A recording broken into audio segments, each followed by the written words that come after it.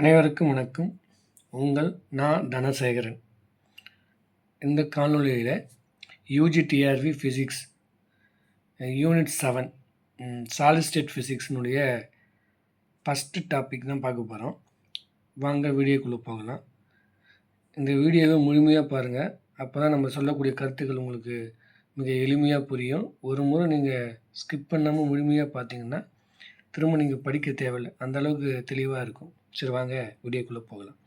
அதை first topic நம்ம பார்க்கும்போது பார்த்திங்கன்னா கிறிஸ்டலைன் அமார்பஸ் அப்படின்னு சொல்கிறாங்க.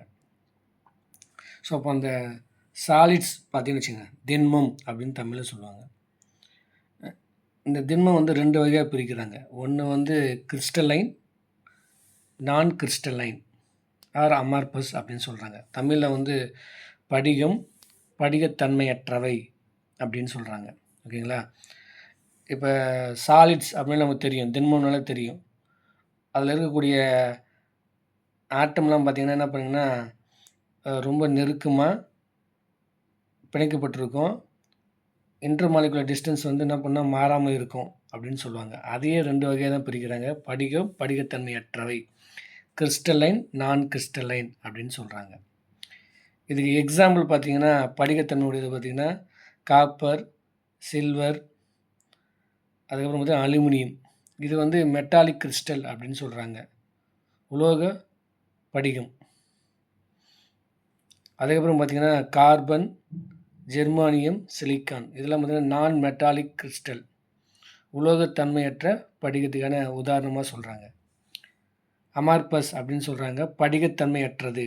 இதில் பார்த்திங்கன்னா உதாரணம் கிளாஸு, ரப்பர் அண்டு பிளாஸ்டிக்.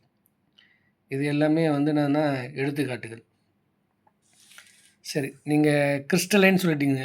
கிறிஸ்டலைனா என்ன, படிகம்னா என்ன அப்படின்னு பார்த்தீங்கன்னா, ஒரு திண்மத்துக்குள்ளே ஆட்டம் இருக்கும், அணு இருக்கும். அது எல்லாம் பார்த்திங்கன்னா the atom are arrange in a regular pattern. ஒரு திண்மத்துக்குள்ளே இருக்கக்கூடிய அணுக்கள் அனைத்துமே சீரான முறையில் என்ன பண்ணுன்னா அமைக்கப்பட்டிருக்கும், சீரான வரிசையில் இருக்கும். அப்படி இருந்தால் அது என்னன்னு சொல்கிறாங்கன்னா கிறிஸ்டலைன் அப்படின்னு சொல்கிறாங்க.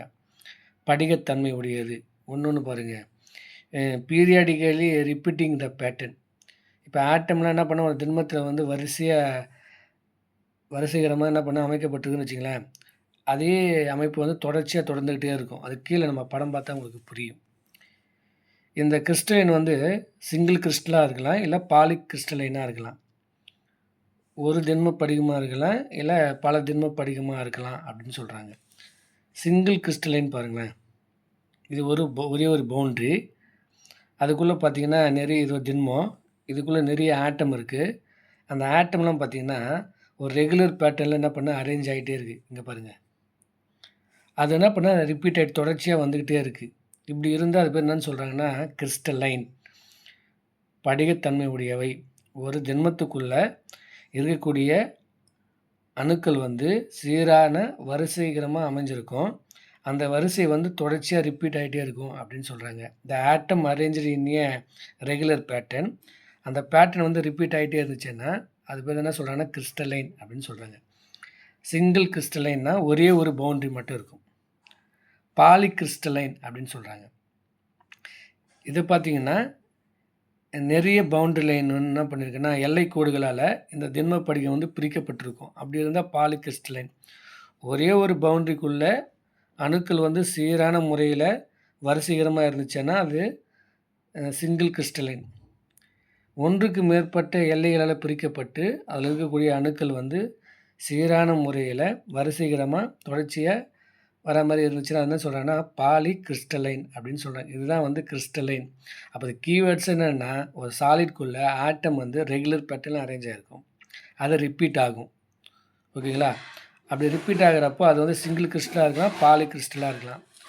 அதுக்கு ரெண்டு டைப்பில் சொல்கிறாங்க, metallic crystalline, non metallic crystalline. Metallic கிறிஸ்டலைனாக இருந்துச்சுன்னா காப்பர், சில்வர், அலுமினியம். நான் மெட்டாலிக்காக இருந்துச்சுன்னா கார்பன், ஜெர்மானியம், சிலிக்கான் அப்படின்னு சொல்கிறாங்க. இதில் அடுத்து பார்த்திங்கன்னா நான் கிறிஸ்டலைன் ஆர் அமார்பஸ் அப்படின்னு சொல்கிறாங்க, படிகத்தன்மையற்றவை. அப்படின்னு சொல்கிறாங்க. அப்போனா நம்ம கிறிஸ்டலின் பார்த்தோம்ல படிகம், அது என்னென்ன பேட்டர்ன்லாம் இருக்கோ ப்ராப்பர்ட்டிஸ் இருக்கோ அதுக்கு அப்படியே ஆப்போசிட்டாக இருக்கிறது. இதில் ஆட்டம் வந்து ரெகுலராக அரேஞ்ச் ஆகிருக்கும், ரிப்பீட் ஆகுன்னு சொன்னேன். ஆனால் இதில் பார்த்தீங்கன்னா இந்த atom are arrange in irregular pattern, ரேண்டமாக சுற்றிக்கிட்டு இருக்கும், கண்டமேனிக்கு சீரற்ற முறையில் சீரற்ற முறையில் ஒரு திண்மத்துக்குள்ள அணுக்களானது சீரற்ற முறையில் வந்து என்ன பண்ணால் அமைக்கப்பட்டிருக்கும். அப்படி அமைக்கப்பட்டிருந்தால் அது பேர் நம்ம என்ன சொல்கிறோன்னா படிகத்தன்மையற்றவை அப்படின்னு சொல்கிறாங்க, அமார்பஸ் அப்படின்னு சொல்கிறோம். அதுக்கான டயக்ராம் பார்த்தா உங்களுக்கு தெரியும். இங்கே பாருங்கள், ஒரே ஒரு பவுண்டரிலேருந்து தான், ஒரு ரெகுலர் பேட்டர்ன் கிடையாது, அது ரிப்பீட் ஆகலை. அணுக்கள் வந்து என்ன பண்ணால் வேறு வேறு இடத்துல என்ன பண்ணியிருக்குன்னா சீரற்ற முறையில் வந்து என்ன பண்ணால் வரிசைகரமாக இல்லை. அப்போது இர்ரெகுலர் பேட்டர்னில் வந்து என்ன பண்ணால் ஆட்டம் வந்து அரேஞ்ச் ஆகிட்டு இருந்துச்சுன்னா அது பேர் அமார்பஸ் சொல்கிறாங்க. அதுக்கு எடுத்துக்காட்டு கிளாஸ், ரப்பர் அண்டு பிளாஸ்டிக் அப்படின்னு சொல்கிறாங்க. ஸோ இந்த காணொலியில் வந்து நம்ம சாலிட் ஸ்டேட் ஃபிசிக்ஸில் பேசிக்கான விஷயங்கள் தான் பார்த்துருக்கோம். இது அடுத்து தொடர்ச்சியாக நம்ம அடுத்தடுத்த வீடியோவில் பார்ப்போம். நன்றி. இந்த வீடியோ பிடிச்சிருந்தா உங்களுக்கு லைக் பண்ணுங்கள், ஷேர் பண்ணுங்கள், மறக்காமல் சப்ஸ்கிரைப் பண்ணுங்கள். நம்ம யூஜிடிஆர்பி கிளாஸ் வந்து ஸ்டார்ட் பண்ண போகிறோம், நியூ பேட்ச்சு. விருப்பம் இருக்கிறவங்க வந்து நம்ம டிஸ்கிரிப்ஷன் பாக்ஸில் வந்து மொபைல் நம்பர் கொடுத்துருக்கேன், அதில் தொடர்பு கொள்ளலாம். நன்றி.